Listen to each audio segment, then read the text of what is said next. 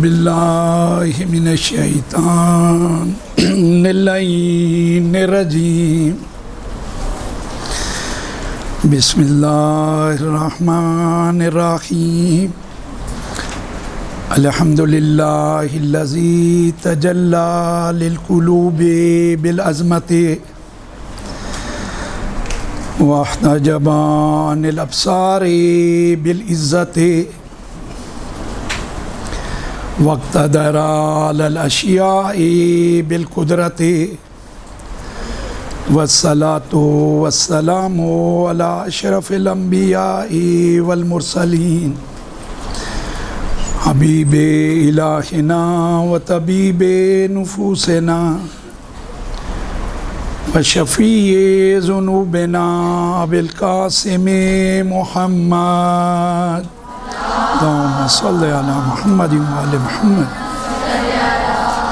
وأهل بيته الطيبين الطاهرين المعصومين المظلومين ولعنة الله على أعدائهم من يوم عداوتهم إلى قيام يوم الدين أما بعد فقد قال رسول الله صلى الله عليه وآله وسلم صلی علی محمد وآل محمد ان لقتل الحسین حرارۃ فی قلوب المؤمنین لن تبرد ابدا بر محمد و آل محمد صلوات۔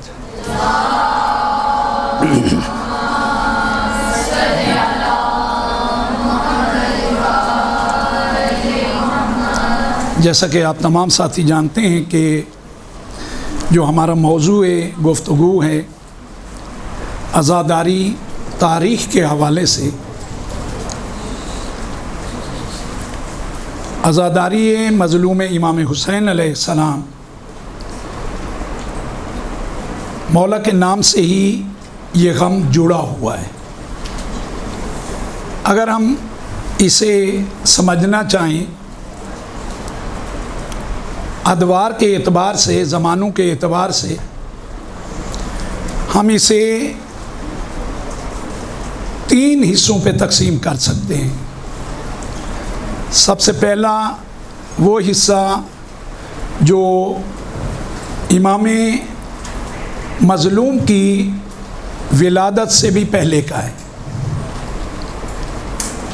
دوسرا دور مولا کی ولادت کے بعد، اور عزاداری کے حوالے سے تیسرا دور جو ہے وہ مولا کی شہادت کے بعد۔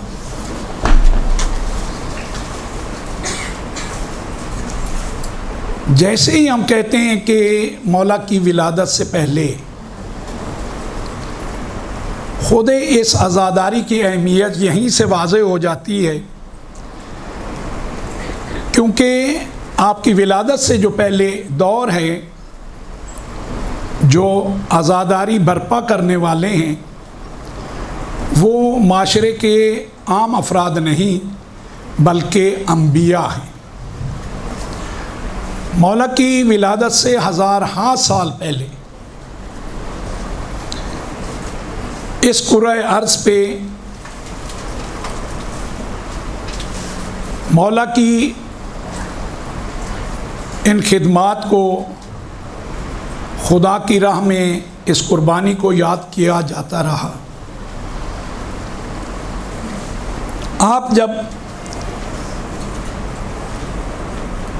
روایات کا مطالعہ کریں گے تو آپ کو عزاداری کے حوالے سے ایک چیز نہایت ہی واضح طور پہ ملے گی، وہ یہ کہ جناب آدم علی نبینا و آلہ و علیہ السلام جب رب العزت کی بارگاہ میں توبہ کرنا چاہ رہے تھے تو جناب جبرائیل علیہ السلام نے آ کے انہیں کچھ ناموں کی تعلیم دی اور کہا کہ پاک پروردگار سے جب آپ توبہ طلب کریں تو ان ناموں کا واسطہ دیں۔ جناب آدم فرماتے ہیں، یہ روایت بہار الانوار کی جلد نمبر 44 میں موجود ہے کہ جناب جبرائیل نے یہ نام تعلیم فرمائے، آپ نے رب العزت کو واسطہ دینا شروع کیا۔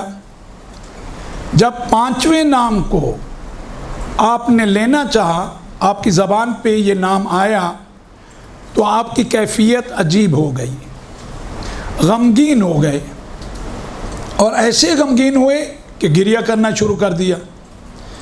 جب آپ نے گریہ شروع کیا تو اس وقت آپ جناب جبرائیل علیہ السلام کی طرف متوجہ ہوئے اور انہیں مخاطب کر کے کہا، جبرائیل مجھے سمجھ نہیں آتی کہ 4 میں نے نام لیے، ان کا واسطہ دیا رب العزت کا کو ان ناموں کا، تو مجھ پہ یہ کیفیت نہیں تھی، لیکن میری یہ کیفیت جب میں نے 5واں نام لیا مجھ سے رہا ہی نہیں گیا،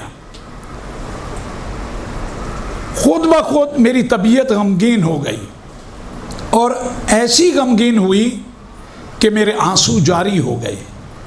اس میں کیا راز ہے؟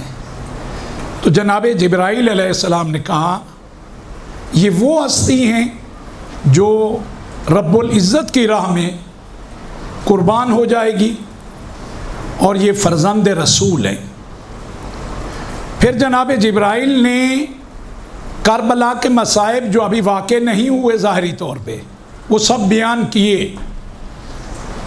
روایت میں ہے کہ جناب جبرائیل بیان کرتے جا رہے تھے، جناب آدم گریہ کرتے جا رہے تھے، اور ساتھ ساتھ جناب جبرائیل بھی گریہ کر رہے تھے۔ اور گریہ کا انداز کیا تھا؟ گریہ کا انداز یہ تھا کہ روایت میں جس طرح بوڑھی ماں جوان بیٹے کی لاش پہ گریہ کرتی ہے، اس طریقے سے گریہ و زاری یہ دونوں ہستیاں کر رہے تھے۔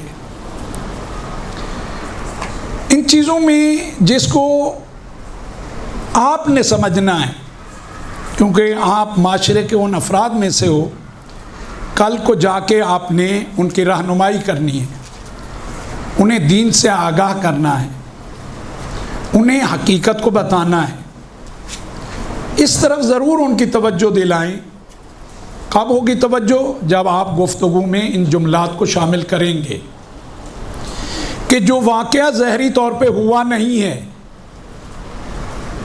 لیکن اس کی گفتگو ہو رہی ہے، جس سے مربوط ہے اس کی ولادت بھی ابھی ہزارہ سال کے بعد ہونی ہے، فقط نام جو ہے اس کا اثر اتنا ہے کہ اس زمانے کی جو عظیم ترین ہستی ہے، کیونکہ ہر دور کا جو بھی معصوم ہے، انبیاء میں سے، مرسلین میں سے یا ائمہ، وہ اس وقت کا سب سے کامل ترین فرد ہے، بہترین فرد ہے ہر اعتبار سے۔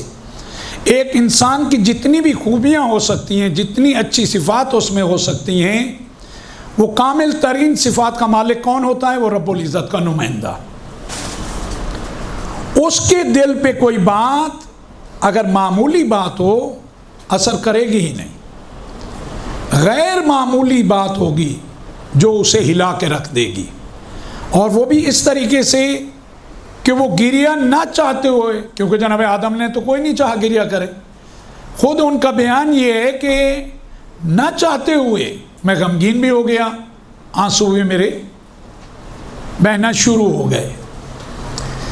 تو عزاداری مظلوم کو سمجھنے کے لیے یہی کافی ہے، جو واقعہ ابھی رونما حقیقت میں نہیں ہوا وہ اتنا اثر رکھتا ہے، لیکن اثر جو روایت میں نے رسول اللہ کی آپ کے سامنے بیان کی، بہت ہی معروف روایت ہے، ہمارے ہاں بیان بھی بہت کی جاتی ہے، اور یہ روایت امام جعفر صادق علیہ السلام محمد محمد، یہ آپ کے اور میرے مولا و آقا نے اپنے جد رسول اللہ سے روایت کی ہے۔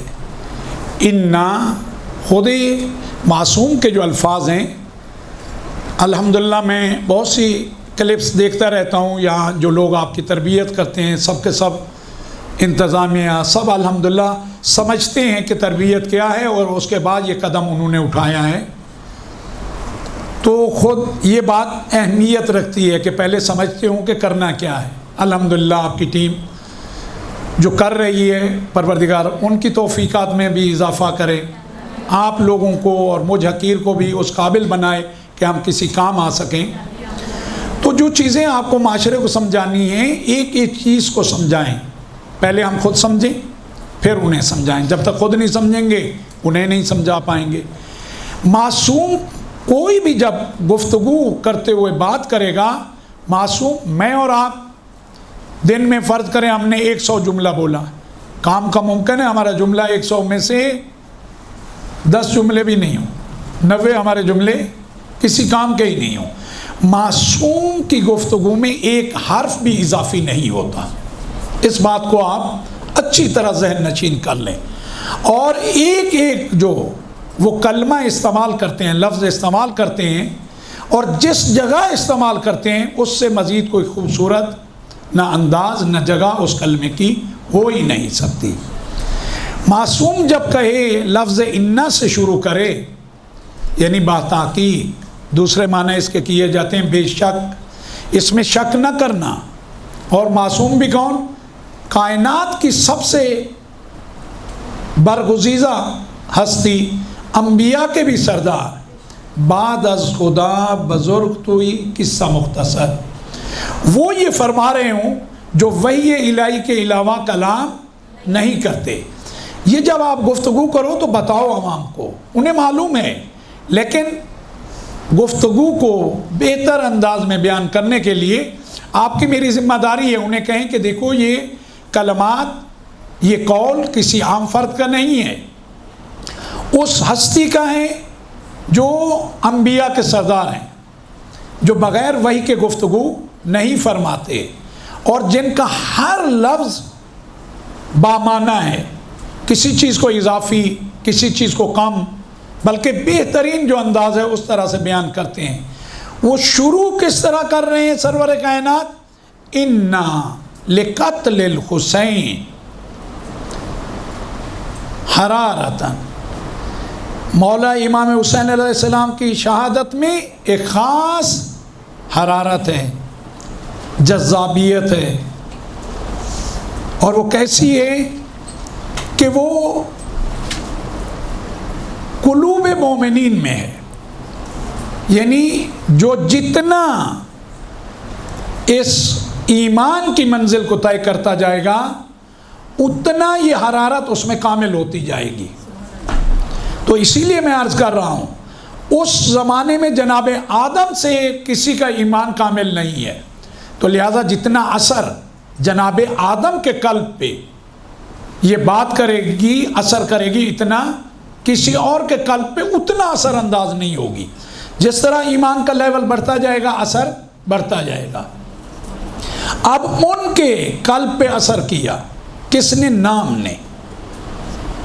ان کی پاکیزگی اتنا ہے کہ وہ اس دور کے تمام انسانیت کو پاکیزگی سے آراستہ کرنے آئے ہیں۔ وہ کہہ رہے ہیں کہ جبرائیل کیا راز ہے؟ جناب جبرائیل نے مصائب پڑھنا شروع کیے، تو آزاداری کہاں سے شروع ہوئی؟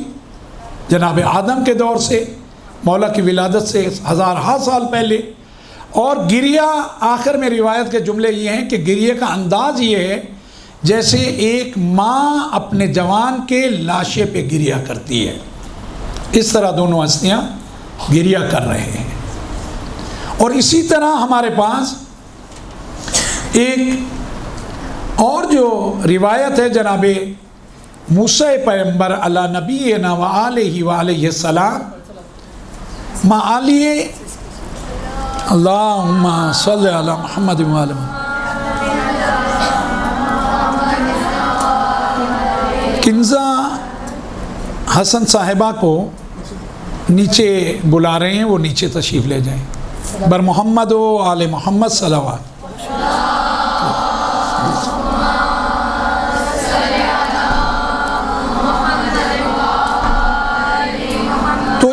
اربعین سبتین کی جلد نمبر 1 صفحہ نمبر 186، اس پہ یہ روایت موجود ہے کہ خود رب العزت جناب موسیٰ کے بارے میں آپ جانتے ہو نا، کیا تھے؟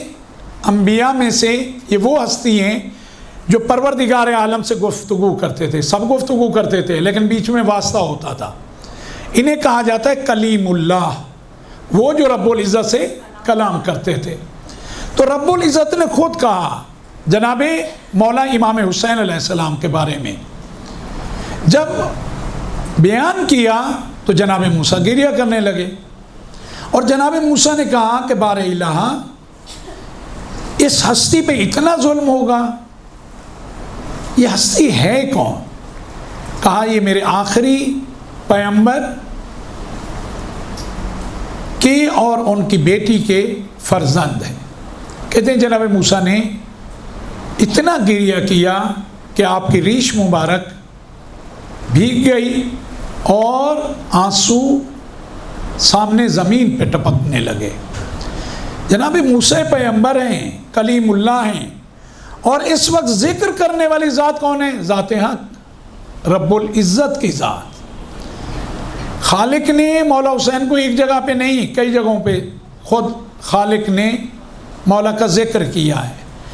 میں مطمئن ہوں آپ تمام ساتھی جانتے ہوں گے، آپ کے اساتذہ نے آپ کو بتایا ہوگا، زیارت عاشوراء کے بارے میں آپ جانتے ہیں، یہ حدیث قدسی ہے، کسی کے الفاظ کسی اور کے نہیں ہیں، قرآن نہیں ہے، لیکن اللہ رب العزت کا کلام ہے۔ یہ حدیث قدسی ہے زیارت عاشوراء، اس کی اہمیت کو سمجھیں، اور اسی کے الفاظ جو آپ جب بھی زیارت پڑھتے ہوں گے، انشاءاللہ آپ ہر روز اس کی تلاوت کرتے ہوں گے، نہیں تو ان ایام میں تو آپ تلاوت کرتے ہی ہیں کہ وَجَلَّتْ وَعَظَمَتْ الْمُصِیبَةُ بِكَ عَلَيْنَا وَعَلَى جَمِيعِ أَهْلِ الْإِسْلَامِ، کہ آپ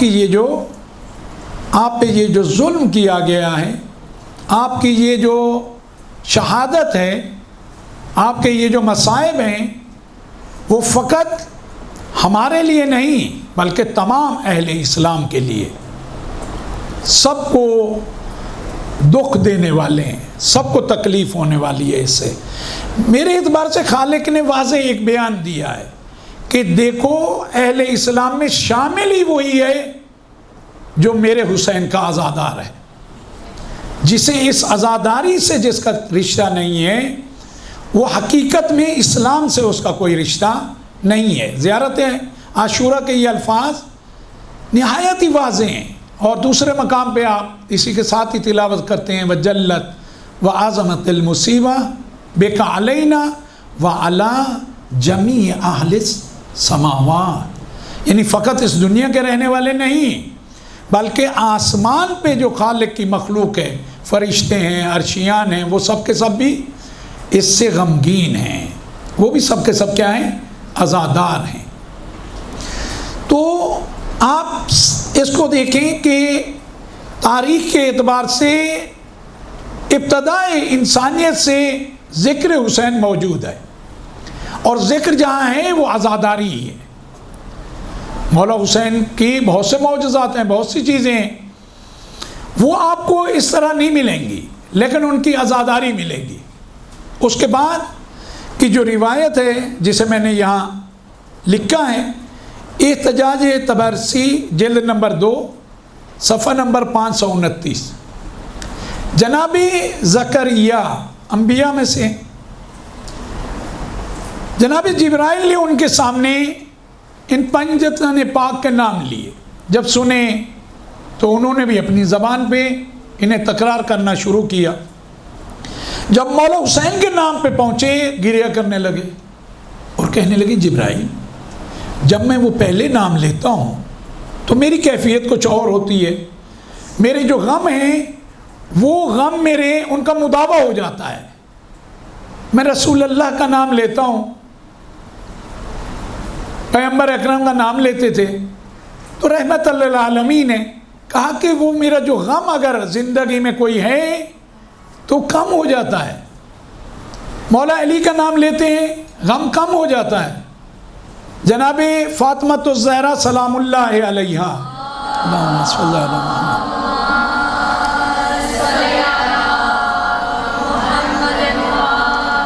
ان کا نام لیتے ہیں کم ہو جاتا ہے. حتیٰ مولا حسن کا نام لیتے ہیں تو غم کا مداوع ہو جاتا ہے. لیکن جب میں یہ حسین کا نام زبان پہ لاتا ہوں تو مجھ سے رہا نہیں جاتا، بے اختیار میں گریہ کرنے لگتا ہوں. تو کہا کہ یہ آپ کے جو سردار ہو، سید و سردار ہیں، رب العزت کے جو آخری پیغمبر ہیں، یہ ان کے اور ان کی دختر کے لال کا نام ہے. جناب جبرائیل نے پھر پڑھنا شروع کیا کہ انہیں بہت بے دردی سے مارا جائے گا، یہ بے یار و مددگار ہوں گے، یہ بھوکے پیاسے ہوں گے. کہتے ہیں جناب زکریا نے اس روایت میں ہے کہ 3 دن مسلسل گریہ کرتے رہے. اور گریہ بھی کیسا؟ جو ان کی عبادت گاہ تھی، جہاں وہ رب العزت کی بارگاہ میں سجدہ کرتے تھے، 3 دن اسی مقام پہ رہے، کسی سے ملاقات نہیں کی، صرف اور صرف گریہ کرتے رہے. 3 دن گریہ کرنا، جن چیزوں کی طرف میں آپ کو متوجہ کرنا چاہتا ہوں، 3 دن گریہ کرنے کا مطلب کیا ہے؟ باہر نہ آنا، کسی سے ملاقات نہ کرنا. اچھا، وہ جس سے بھی ملاقات کرتے تھے کس کے لیے کرتے تھے؟ اللہ رب العزت کے لیے. ان کا تو ہر ثانیہ خالق کے حکم کے مطابق تھا. کسی سے ملاقات کرنا، خالق کا پیغام دینا، تبلیغ کرنا، رب العزت کی طرف بلانا، وہ سب عبادت تھی اور ان کی ذمہ داری بھی وہی تھی. لیکن آیا وہ اپنی ذمہ داریوں کو چھوڑ کے اس کام کو انجام دے رہے تھے؟ نہیں. خالق کی مرضی کے علاوہ انبیاء کوئی کام نہیں کرتے. تو اس کا مقصد ہے جب یہ سنا خالق کی مرضی یہی تھی اور یہ عزاداری ایسی تھی کہ جناب زکریا کو اس وقت لگا کہ تمام کاموں پہ اس کی اہمیت زیادہ ہے. اور 3 دن 3 راتیں مسلسل عبادت گاہ میں رہے، کسی سے کوئی ملاقات نہیں کی اور گریہ کرتے رہے. گریہ کہاں اتنا بڑھ گیا کہ آپ کی ریش مبارک کا تو کئی جگہوں پہ ہے کہ وہ بھیگ گئی. کہا کہ حتیٰ آپ کا جو سینہ اطہر تھا اس پہ بھی آپ کے آنسو گرنے لگے. تو جتنا معرفت ہوگی اتنا گریہ ہوگا. اچھا، یہ جو میں کہہ رہا ہوں جتنا معرفت اور جتنا محبت، اس کو اگر آپ دیکھنا چاہیں، کبھی کسی کا کوئی عزیز ترین دنیا سے گیا ہو، جتنا وہ گریہ کرے گا ہمسائے اتنا گریہ نہیں کریں گے. جتنا وہ گریہ کرے گا دوست اتنا گریہ نہیں کریں گے. کیوں؟ کیونکہ ان کا جتنا رشتہ ہے اتنا کسی اور کا نہیں ہے. اور اسی طرح مولا حسین کا جتنا انبیاء سے رشتہ ہے تو وہ سمجھتے ہیں، ان کو معرفت ہے، انہوں نے اس طریقے سے گریہ کیا ہے. اور اس کے ساتھ ساتھ جناب عیسیٰ کے بارے میں بھی بہار الانوار سے جو روایت ہے وہ مولا کائنات سے ہے. امیر المومنین علی ابن ابی طالب علیہ السلام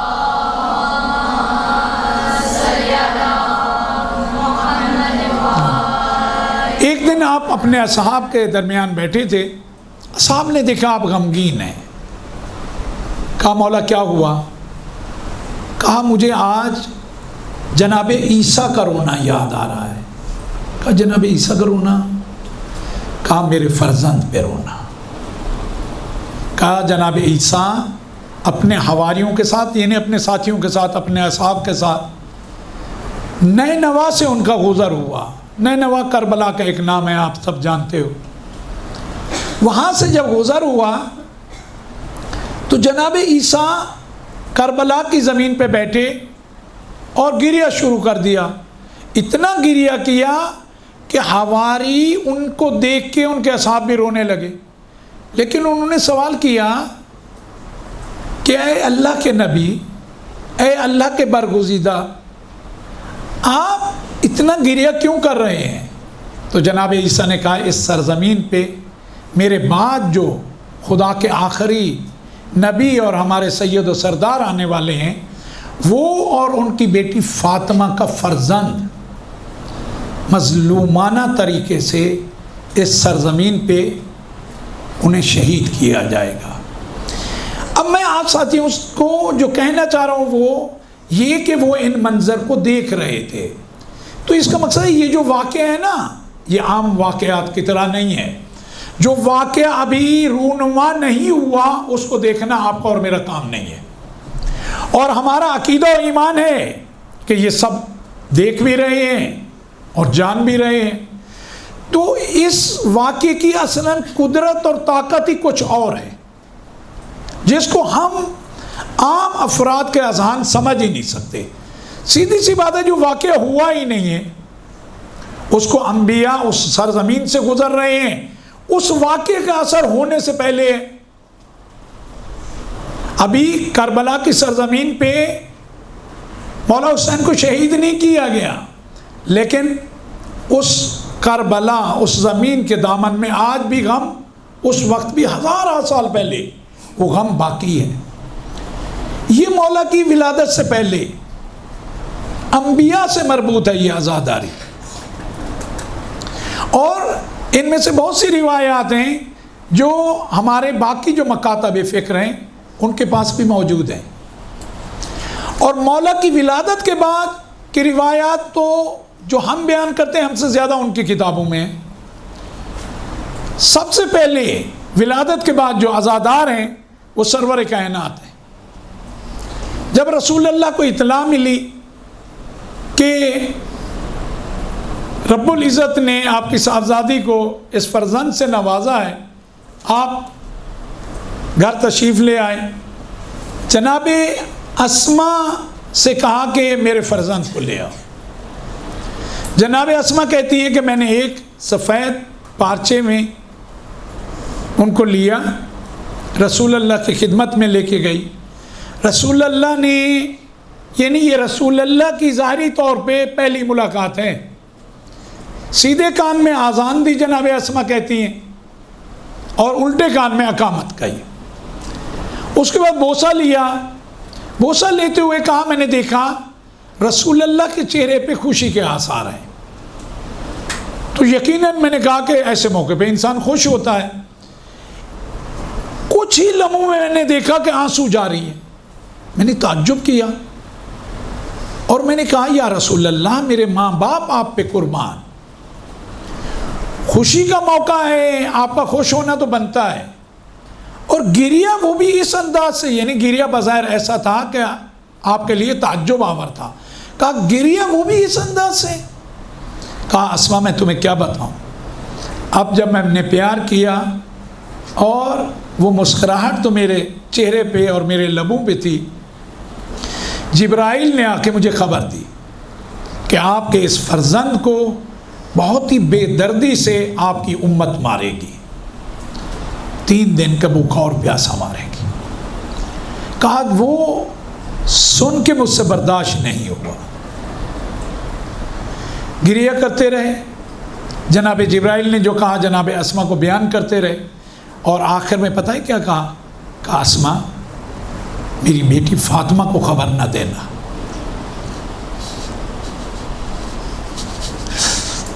میری بیٹی برداشت نہیں کر پائے گی، بیٹی کو نہ بتانا۔ لیکن عجیب ہے یہ تاریخ، بات کی روایات میں ہے اب گھر میں آنا ہے، فرزند کو ہاتھوں پہ لینا ہے، ایک دفعہ نہیں، جبرائیل نے کئی دفعہ آ کے مصائب پڑھے ہیں۔ ایک اور موقع پہ رسول اللہ اپنے ہاتھوں پہ لے کے بوسے لے رہے ہیں مولا حسین کے، جناب زہرا دیکھ کے بابا کو خوش ہے کہ میرے بابا خوش ہے میرے فرزند کو لے کے، دعا دے رہے ہیں، ایک دم رونا شروع کیا، اور ایسا روئے جناب زہرا سے برداشت نہیں ہوا۔ کہا بابا رونے کی کیا وجہ ہے؟ تو اب رسول اللہ نے خود مصائب پڑھے، کہا مجھے جبرائیل نے خبر دی ہے تیرے اس فرزند کو نئے نوا میں میری ہی امت اس بے دردی سے قتل کر دے گی۔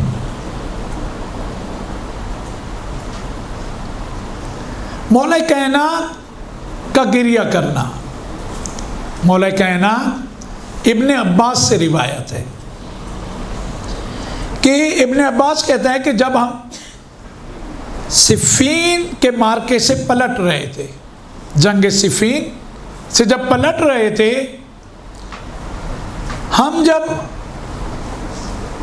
اس کربلا کی سرزمین پہ پہنچے تو میں نے دیکھا کہ مولا نے پڑاؤ ڈالنے کو کہا، لشکر کو روک دیا گیا، سواریوں سے ہم نیچے آئے، لیکن میں نے دیکھا مولا بہت غمگین ہے، گریہ کر رہے ہیں۔ ابن عباس کہتا ہے میں نے کہا مولا گریہ کی وجہ؟ کہا ابن عباس جو معرفت اس زمین کے بارے میں مجھے ہے، اگر تمہیں ہوتی تو تم بھی ضرور گریہ کرتے۔ میں نے کہا مولا ایسی کون سی بات ہے؟ ابن عباس کہتے ہیں کہ مولا نے مجھے کہا میرے فرزند حسین کو اس سرزمین پہ مارا جائے گا۔ پھر مولا نے ان واقعات کو بیان کرنا شروع کیا۔ ابن عباس کہتے ہیں مجھ سے رہا نہ گیا، میں نے بھی مولا کے ساتھ گریہ کیا، لیکن مولا کے جو آخری جملے ہیں وہ عجیب ہیں۔ کہا روتے روتے آخر میں مولا نے کہا وائے ہو تم پر ابو سفیان، تمہیں مجھ سے کیا؟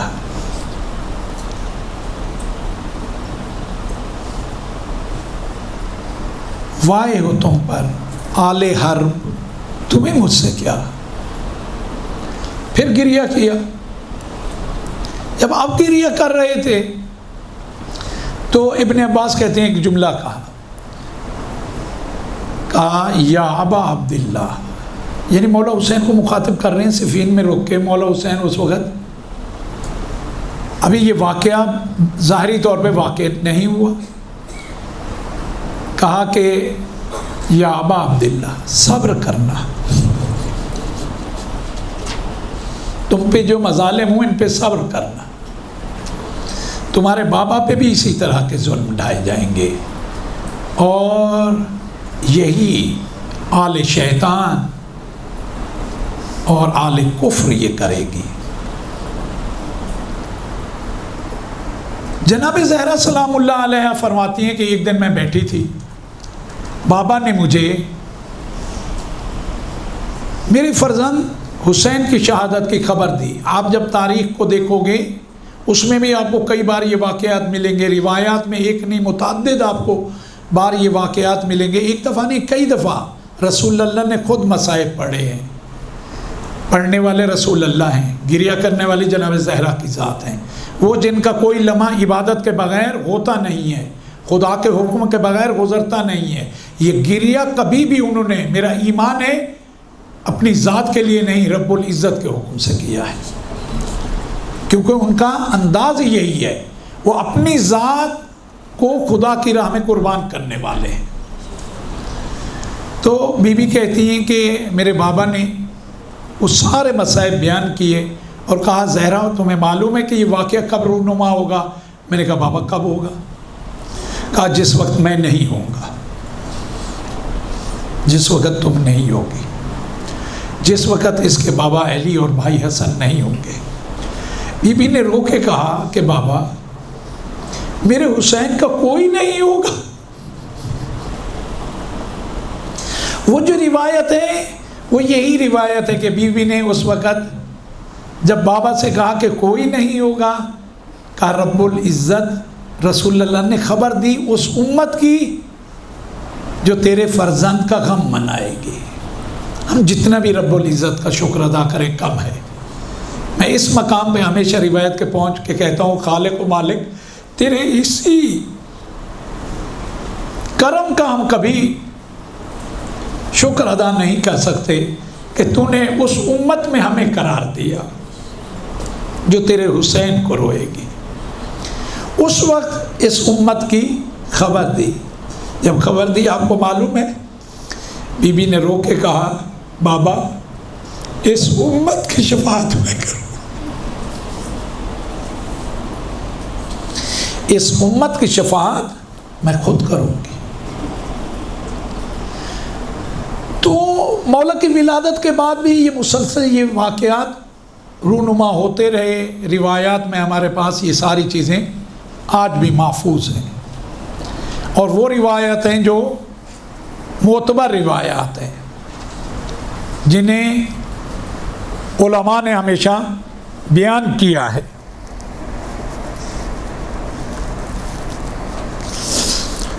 آپ دیکھیں کہ ولادت کے بعد یہ واقعات اس طریقے سے رونما ہوئے اور ہم تک روایات کی صورت میں اس طرح پہنچے۔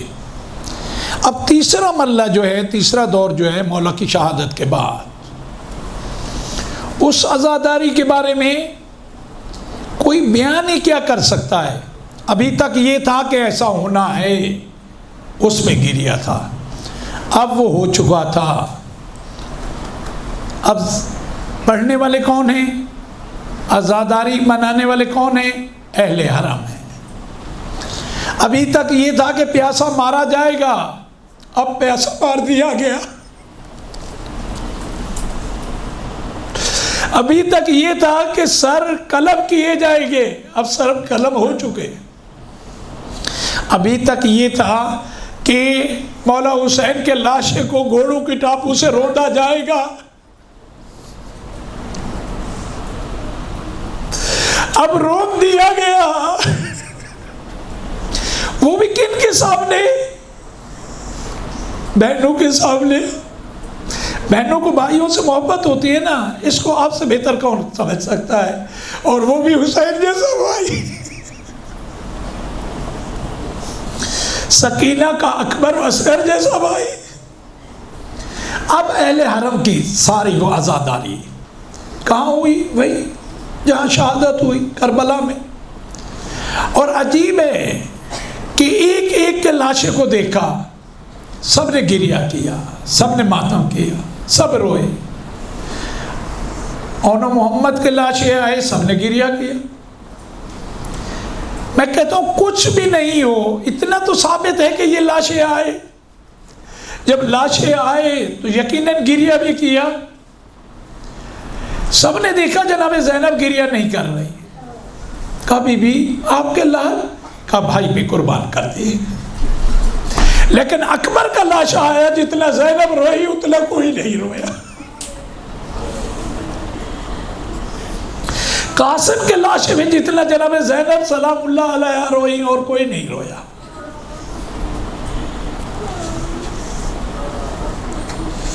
رو کے کہتی تھی اون محمد میرے فرزند تھے، یہ میرے لالا رسول اللہ کے، یہ میرے ماں جاہے کے فرزند تھے۔ اصغر کو اس حال میں دیکھا، آپ اس روایت کو سنتے بھی ہیں، اس مرثیے کے اس جملے کو۔ وہ مرثیہ پڑھنے والی کون ہے؟ جناب رباب ہے۔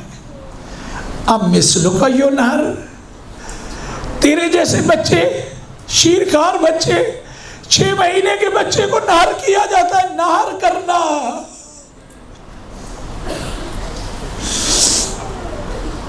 مصائب پڑھنے والی یہ بیویاں ہیں، سننے والی بھی بیویاں ہیں، عزاداری کرنے والی بھی بیویاں ہیں۔ نوک نیزہ پہ بابا کے سر کو دیکھ کے سید سجاد نے کیسے کہا ہوگا مجھے نہیں معلوم، السلام علیکہ یا ابا عبداللہ۔ پھر اسی کے بعد اگلے ہی دن جب اہل بیت اطہار کو، اہل حرم کو کوفہ کی طرف کہا قیدی بنا کے لے چلیں، تو ظلم یہ کیا، کہا ان لاشوں کے قریب سے گزارو۔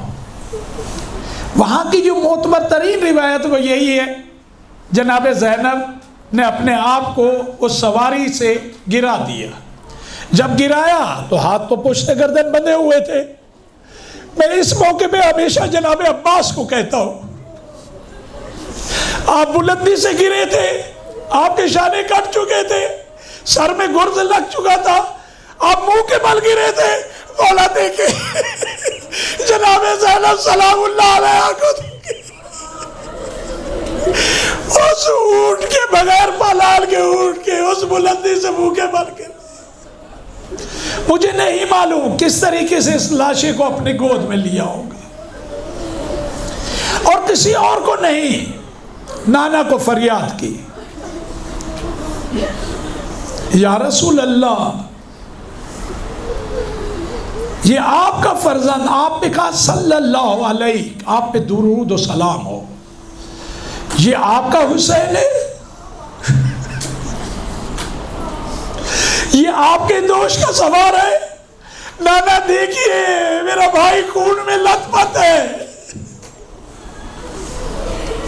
میرے بھائی کے لاشیں کے ٹکڑے ہو چکے ہیں، دائی کی پسلیاں بائیں بھائی کی دائیں آ چکی ہے، یہ وہی حسین ہے۔ اور یہاں بی بی نے سب کو پرسہ دیا ہے، نانا رسول اللہ کو کہا بابا علی یہ آپ کا حسین ہے، 3 دن کا بھوکا پیاسا مارا گیا ہے اور آپ کے بغض میں اسے شہید کیا ہے۔ پھر ماں فاطمہ کو متوجہ ہو کے کہا ماں اسے چکیاں پیس کے آپ نے پالا ہے جو ریت اور خون میں اس وقت اٹا ہوا ہے۔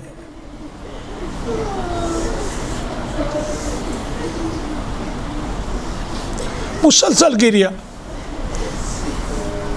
اور بی بی نے فقط وہاں تھوڑی، اگر ہمارے پاس کوئی روایت نہ بھی ہو ایمانداری سے بتائیں کہ اہل بیت اطہار کو اسیر بنا کے جایا جا رہا ہو، خود بی بی نے کہا یا رسول اللہ آپ کی نسل کو کاٹ دیا گیا اور آپ کی بیٹیوں کو اس وقت اسیر بنا کے لے جایا جا رہا ہے، کسی اور کے الفاظ نہیں ہیں۔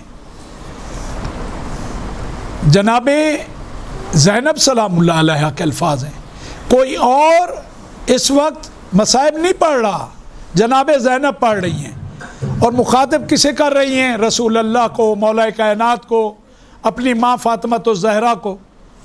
اور یہ جملے کہ دیکھیں خون میں لت پت ہے میرا بھائی،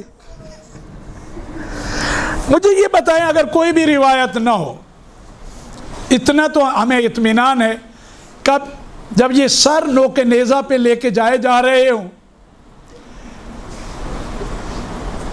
اور عزیز ساتھ ہوں، جس کی بھی نظر ان سروں پہ پڑتی ہوگی، سکینہ جب اصغر کے سر کو دیکھتی ہوگی، میں کہتا ہوں اس کے لیے فرض کریں اگر ہمارے پاس روایت نہ ہو، اتنا تو ہمارا ایمان ہے کہ گریہ ہی کرتے ہوں گے۔ ہم شکل پیغمبر جناب علی اکبر کا جب چہرہ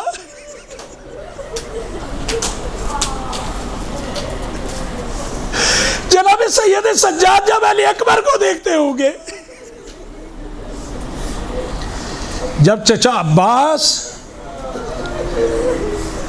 کے سر کو دیکھا ہوگا کہ نوک کے نیزہ پہ رکتا نہیں ہے، اتنی بار گرا کہ شمر ملعون نے مقاتل میں ہے کہ اس سر کو رسی سے باندھ کے اپنی سواری کے گلے میں ڈال، اور علماء اس سے ایک اشارہ یہ سمجھتے ہیں کہ اس بلندی پہ زینب کو ننگے سارا پاس دیکھ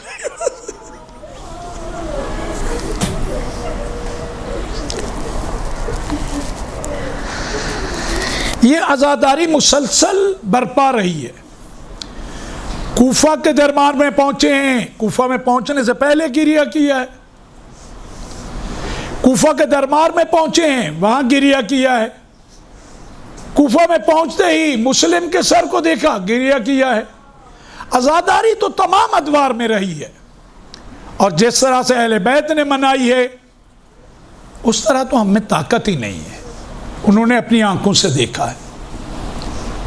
شام میں گئے ہیں وہاں عزاداری، طاقت و قدرت کتنا ہے کہ جو مرکز ہے دشمن کا اس میں 3 دن عزاداری کی ہے جناب زینب سلام اللہ علیہ نے۔ اور وہ بھی کیسی عزاداری، وہاں بھی جب مقتل کو ہم دیکھتے ہیں، جب سر دیے گئے تو سروں کو ہر بی بی کہتے ہیں کہ اپنے اپنے جس بی بی کے کسی کا فرزند تھا اس نے سر کو لیا گریہ کیا، کسی کا بھائی تھا اس نے گریہ کیا، سب گریہ کر رہے تھے، 2 سر ایک طرف رکھے تھے۔ کہتے دیکھنے والوں نے کہا لگتا ہے ان کی ماں نہیں رہی، جناب زینب نے روکا ہاں میں ان کی ماں ہوں، کہا پھر ان کے سر، کہا ماں جائے کا مجھے پرسہ دینا ہے، انہیں تو میں قربان کر چکی۔ اس وقت کیفیت کیا ہوگی بیویوں کی؟ جو ہمارے پاس مسلم روایت ہے، اس ملعون نے مولا کے سر کو ایک تشت میں رکھا، شراب نوشی کرتا جا رہا تھا اور مولا کے اوپر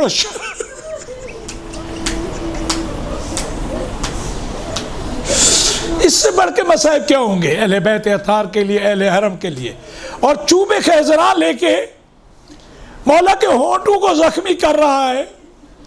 ایک صحابی نے کہا میں نے رسول اللہ کو ان ہونٹوں میں بوسے لیتے ہوئے دیکھا۔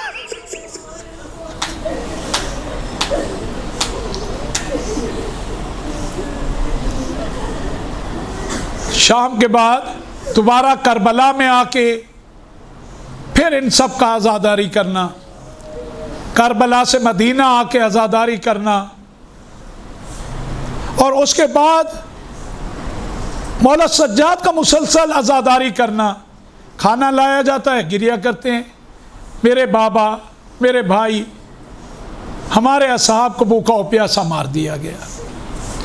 بازار میں جاتے ہیں، کسی مسافر کو دیکھتے ہیں اور عجیب سوال کرتے ہیں، کہتے ہیں کہ لگتے ہیں تم یہاں مسافر ہو۔ کہاں مسافر ہو؟ کہا یہ بتاؤ موت حق ہے؟ وہ کہے مسلمان ہوں، موت حق ہے۔ کہا اگر یہاں تم مسافر ہو، یہاں تمہیں موت آ جائے جہاں تمہارا کوئی بھی نہیں ہے تو کیا ہوگا؟ اس نے کہا موت آ سکتی ہے، لیکن بالآخر مدینہ میں ہوں، مسلمان ہیں، مطمئن ہوں، مجھے غسل بھی دیں گے اگر کوئی بھی نہ ہوا، کفن بھی دیں گے، مجھے دفن بھی کریں گے۔ مولا رو کے کہتے تھے کربلا کی طرف دیکھ کے، بابا کوئی مسافر جو عام فرد ہے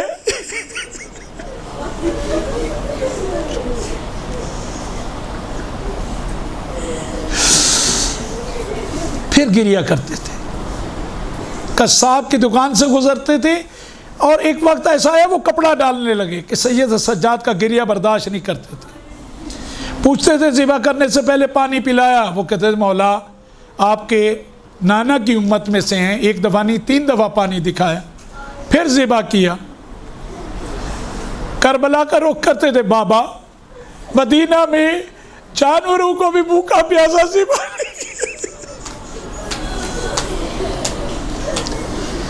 یہ کربلا کے واقعے کے بعد کی سب مصائب و عزاداری ہیں، تمام ائمہ میں رہی۔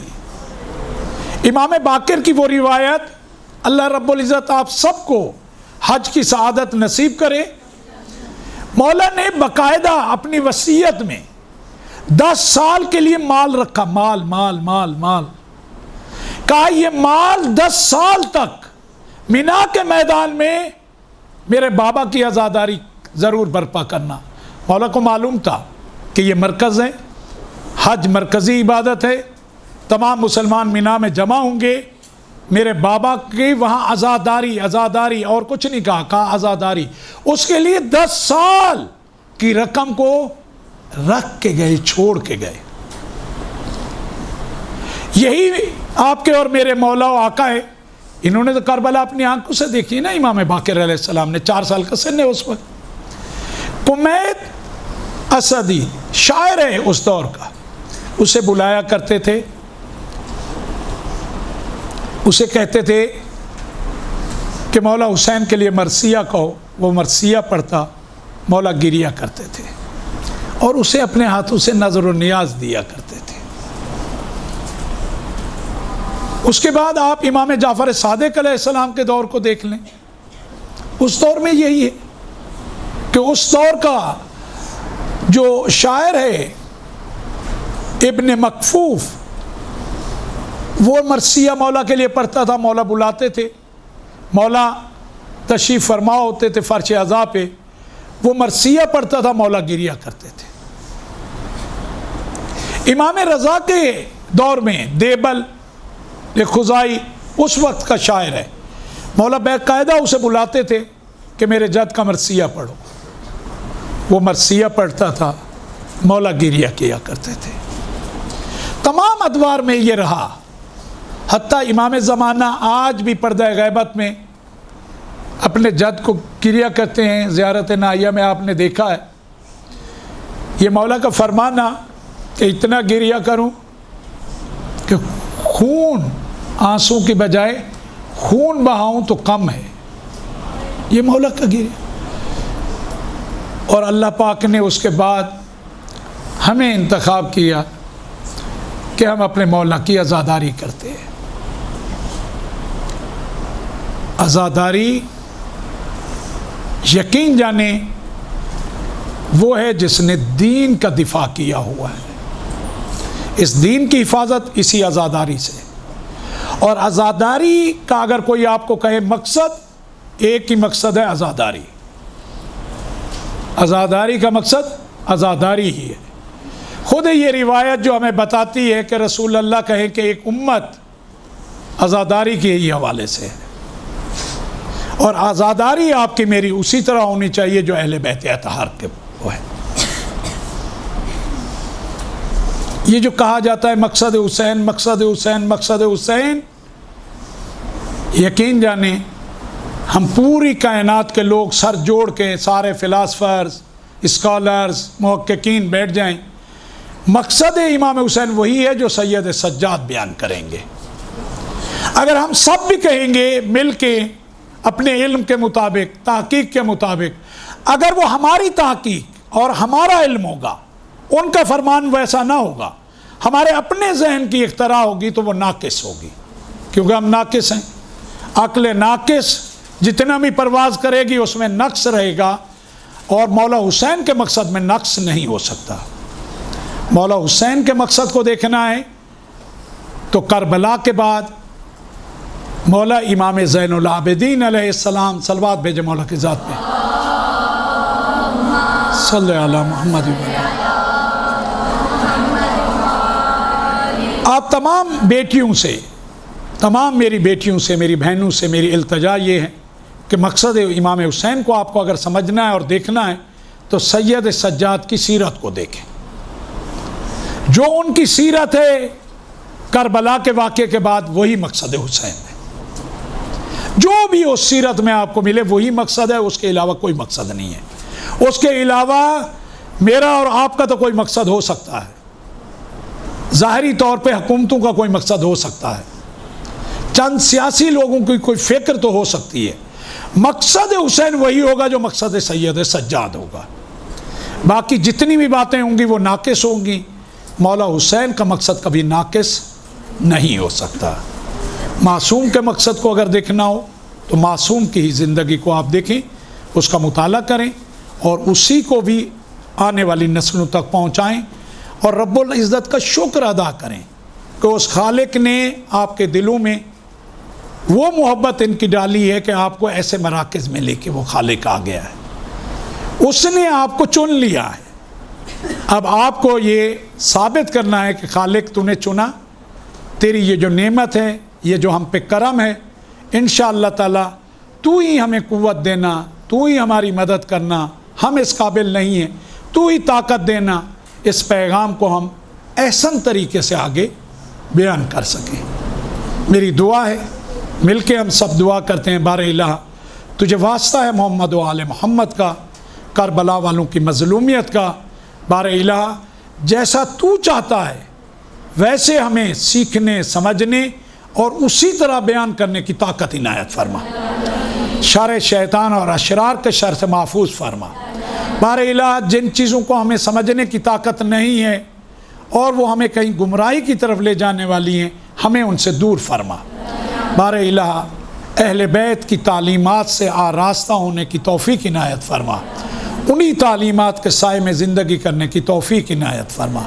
زندگی میں کسی بھی کام کو انجام دینے سے پہلے اس کے نتیجے کی طرف سوچنے اور فکر کرنے کی توفیق عنایت فرما۔